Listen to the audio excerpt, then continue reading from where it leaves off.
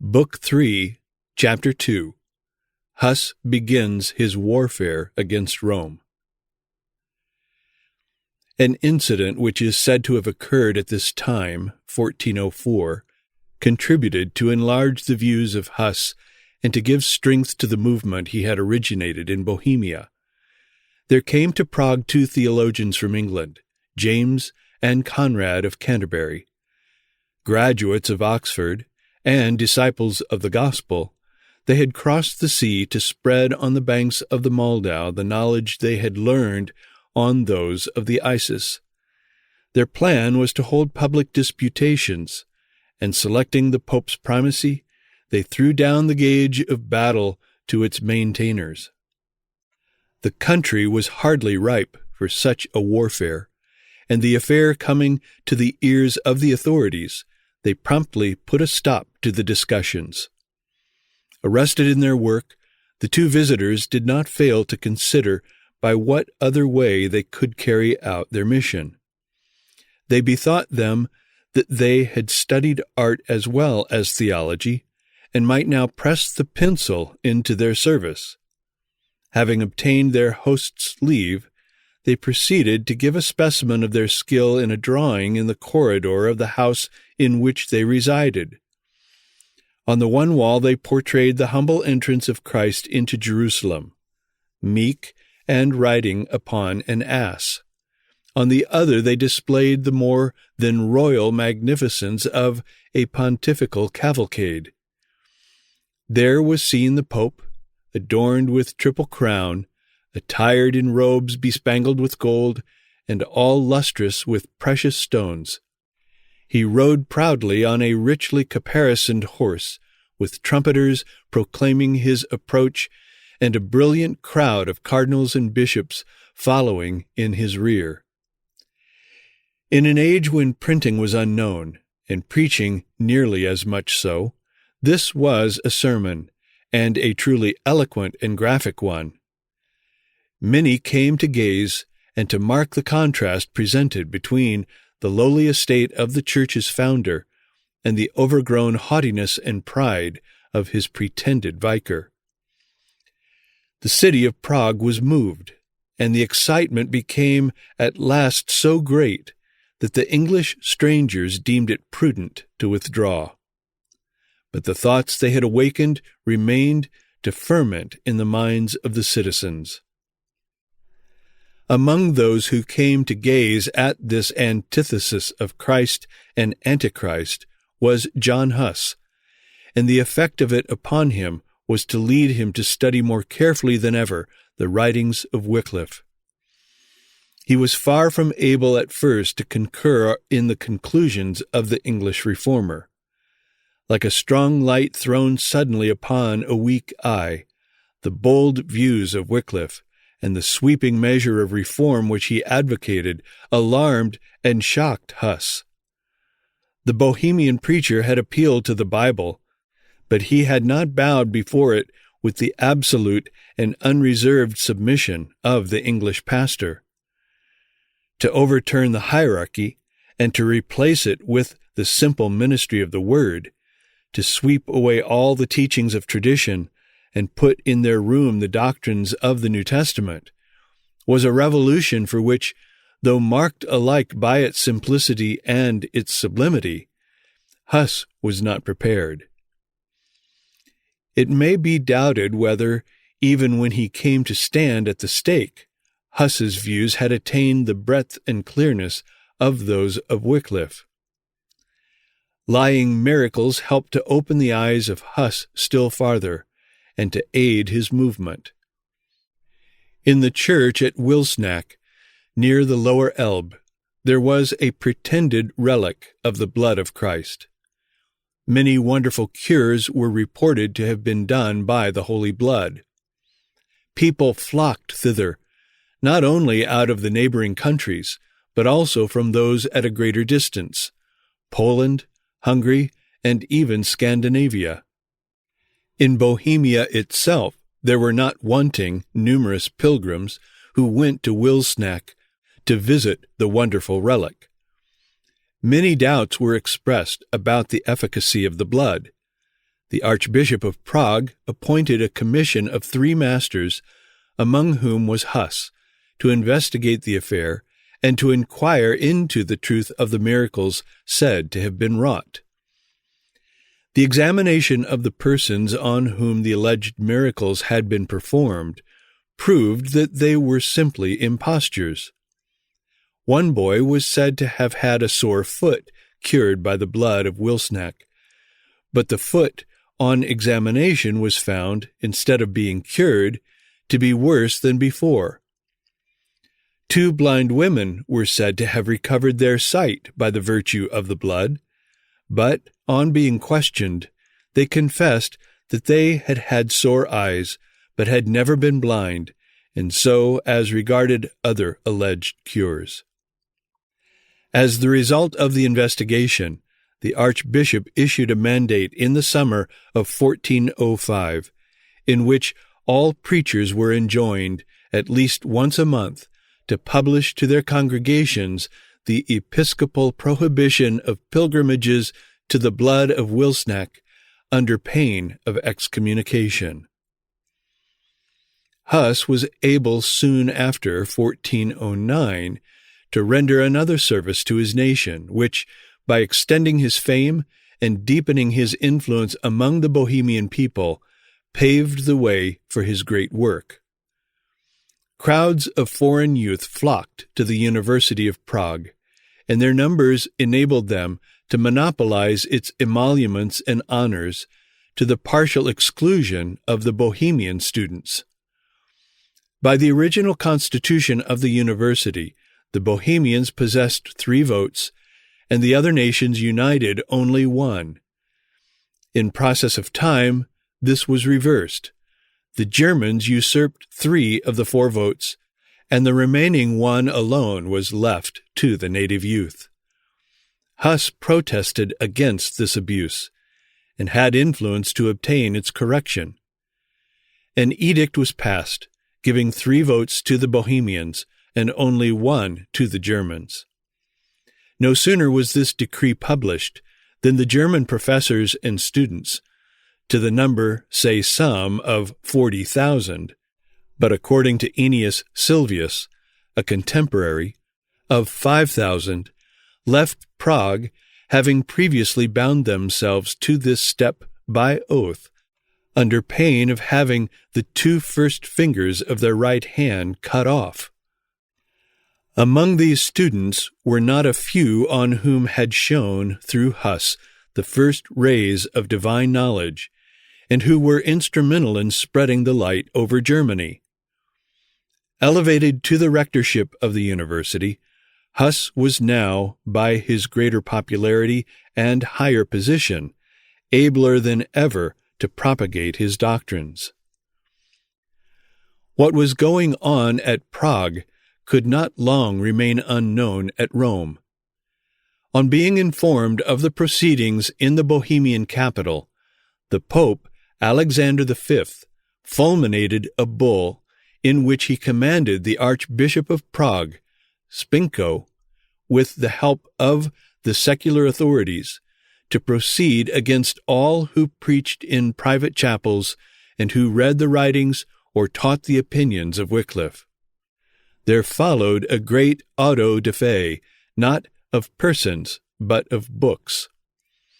Upwards of 200 volumes, beautifully written, elegantly bound, and ornamented with precious stones, the works of John Wycliffe, were, by the order of Spinko, piled upon the street of Prague, and, amid the tolling bells, publicly burned. Their beauty and costliness showed that their owners were men of high position, and their number, collected in one city alone, attests how widely circulated were the writings of the English reformer on the continent of Europe. This act but the more inflamed the zeal of Huss. In his sermons he now attacked indulgences as well as the abuses of the hierarchy. A second mandate arrived from Rome. The Pope summoned him to answer for his doctrine in person. To obey the summons would have been to walk into his grave. the king, the queen, the university, and many of the magnates of Bohemia sent a joint embassy requesting the Pope to dispense with Huss's appearance in person and to hear him by his legal counsel. The Pope refused to listen to this supplication. He went on with the case, condemned John Huss in absence, and laid the city of Prague under interdict. The Bohemian capital was thrown into perplexity and alarm. On every side, tokens met the eye to which the imagination imparted a fearful significance. Prague looked like a city stricken with sudden and terrible calamity. The closed church doors, the extinguished altar lights, the corpses waiting burial by the wayside, the images which sanctified and guarded the streets covered with sackcloth or laid prostrate on the ground, as if in supplication for a land on which the impieties of its children had brought down a terrible curse, gave emphatic and solemn warning that every hour the citizens harbored within their walls the man who had dared to disobey the Pope's summons, they but increased the heinousness of their guilt and added to the vengeance of their doom. "Let us cast out the rebel," was the cry of many, "before we perish." Tumult was beginning to disturb the peace and slaughter to dye the streets of Prague. What was Huss to do? Should he flee before the storm and leave a city where he had many friends and not a few disciples? What had his master said? "The hireling fleeth because he is an hireling, and careth not for the sheep." This seemed to forbid his departure. His mind was torn with doubts, but had not the same master commanded, "When they persecute you in one city, flee ye to another"? His presence could but entail calamity upon his friends. So, quitting Prague, he retired to his native village of Hussenetz. Here Huss enjoyed the protection of the territorial lord, who was his friend. His first thoughts were of those he had left behind in Prague, the flock to whom he had so lovingly ministered in his chapel of Bethlehem. "I have retired," he wrote to them, "not to deny the truth, for which I am willing to die, but because impious priests forbid the preaching of it." The sincerity of this avowal was attested by the labors he immediately undertook. Making Christ his pattern, he journeyed all through the surrounding region, preaching in the towns and villages.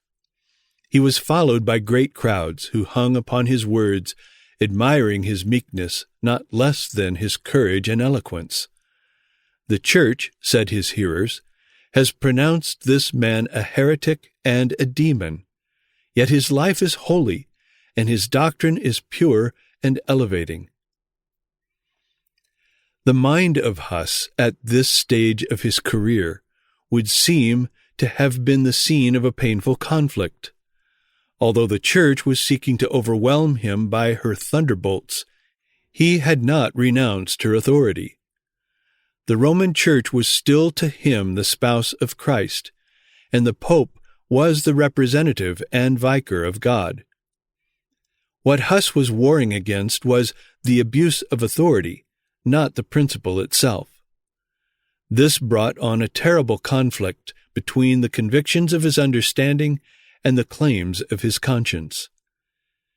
If the authority was just and infallible, as he believed it to be, how came it that he felt compelled to disobey it?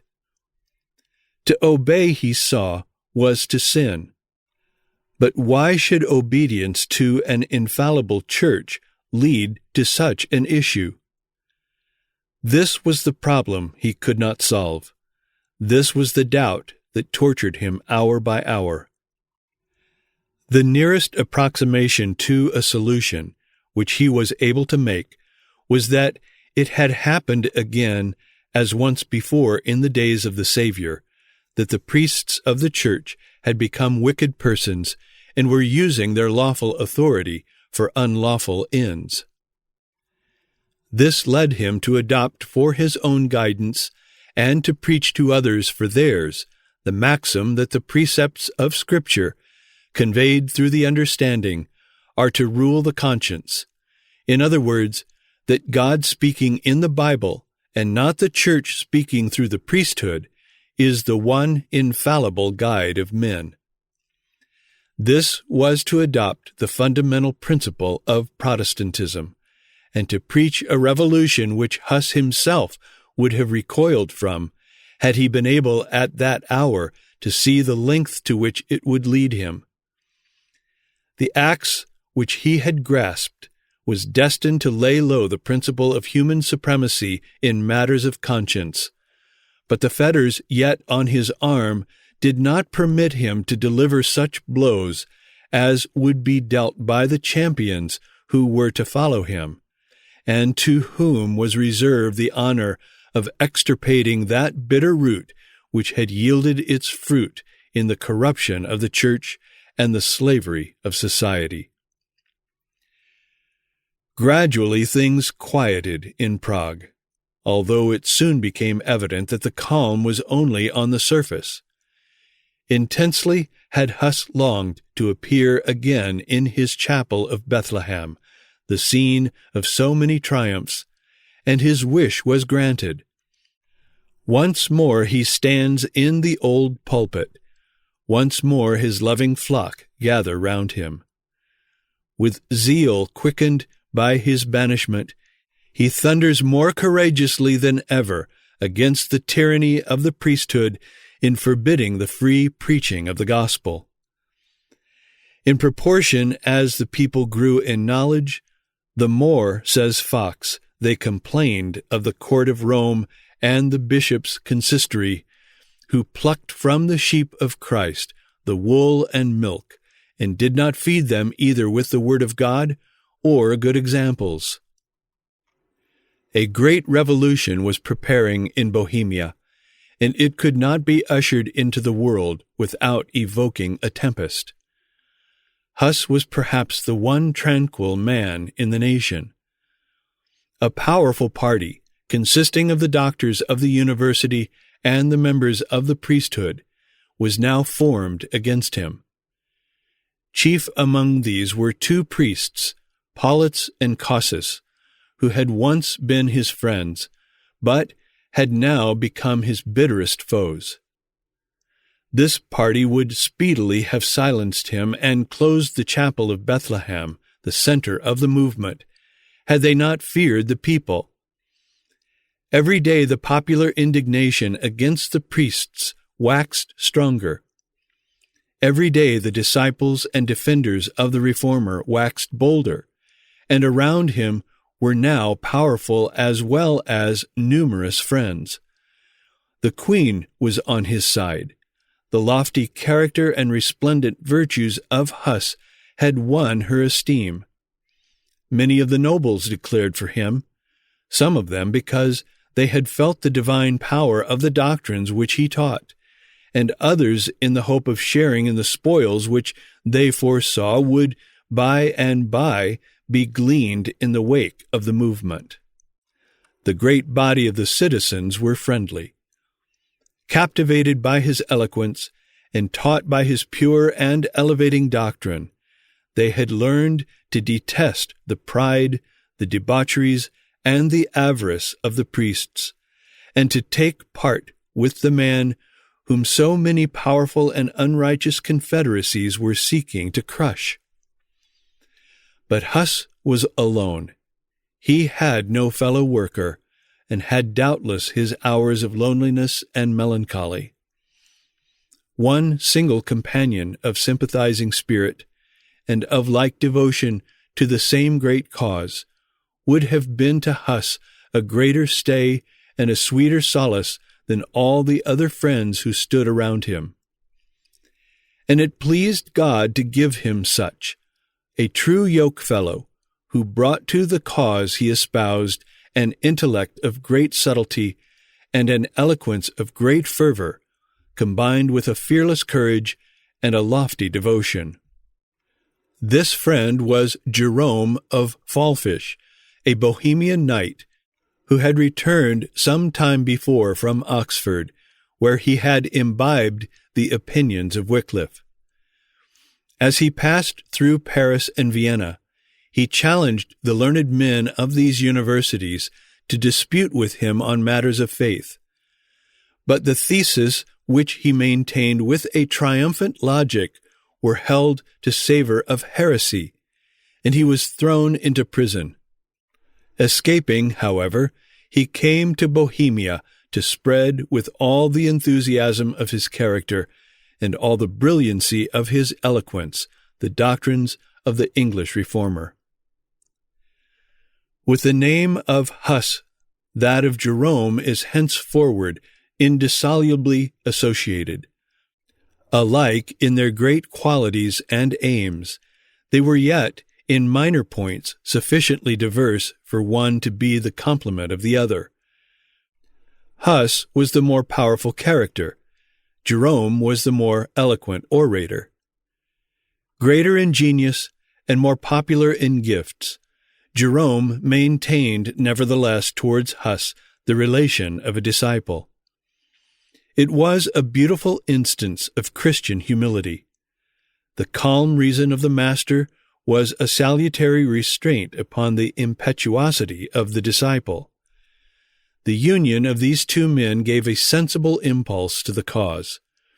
While Jerome debated in the schools and thundered in the popular assemblies, Huss expounded the Scriptures in his chapel or toiled with his pen at the refutation of some manifesto of the doctors of the university or some bull of the Vatican.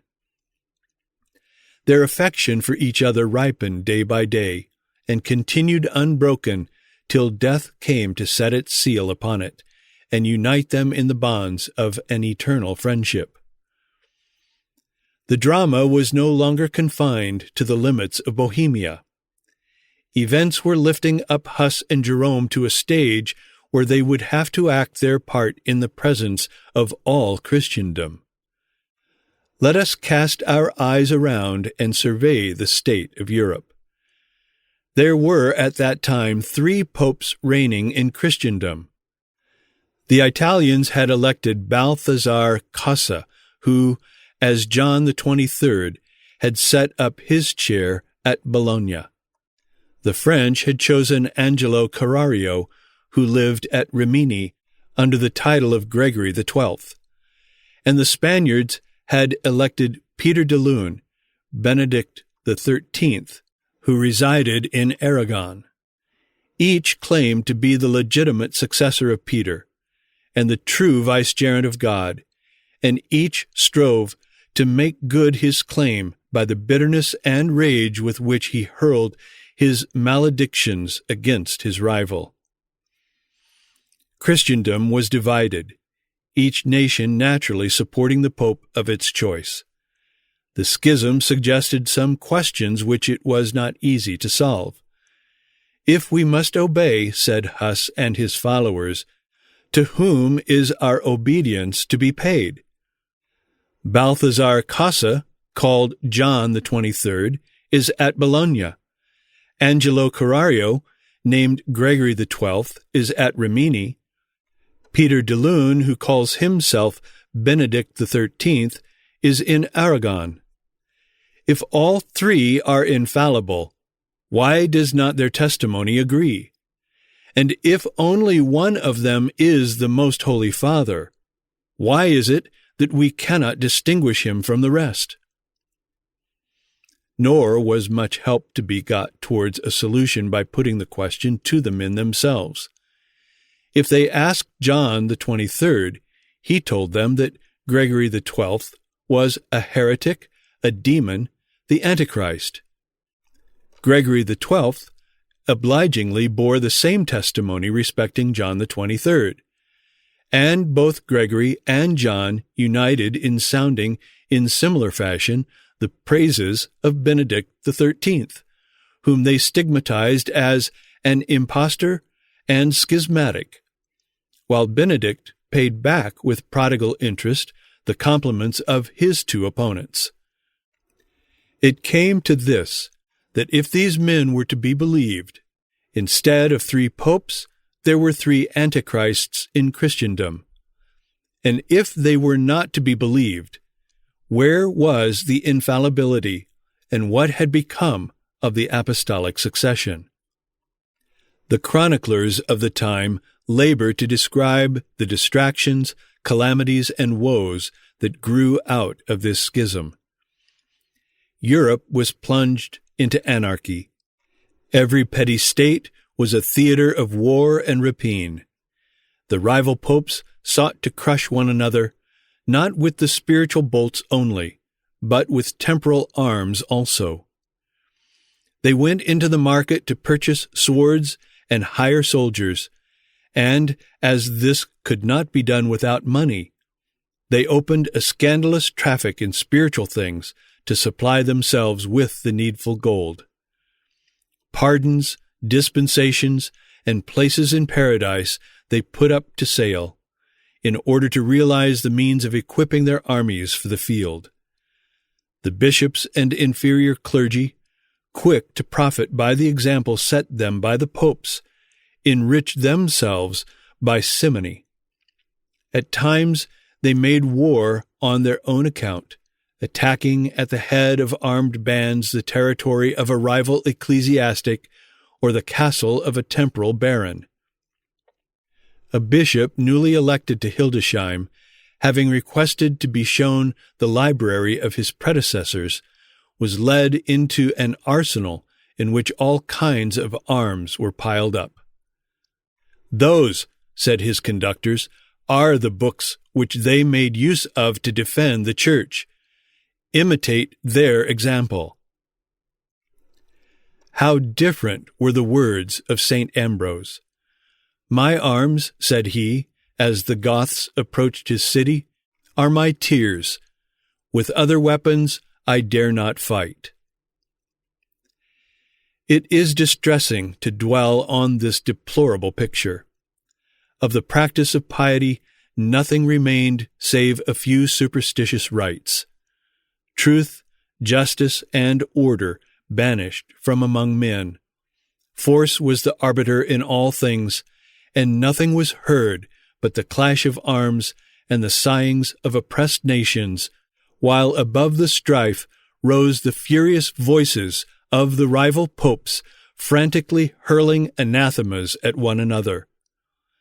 This was truly a melancholy spectacle, but it was necessary, perhaps, that the evil should grow to this head, if, peradventure, the eyes of men might be opened, and they might see that it was indeed a bitter thing that they had forsaken the easy yoke of the gospel and submitted to a power that set no limits to its usurpations, and which, clothing itself with the prerogatives of God, was waging a war of extermination against all the rights of man.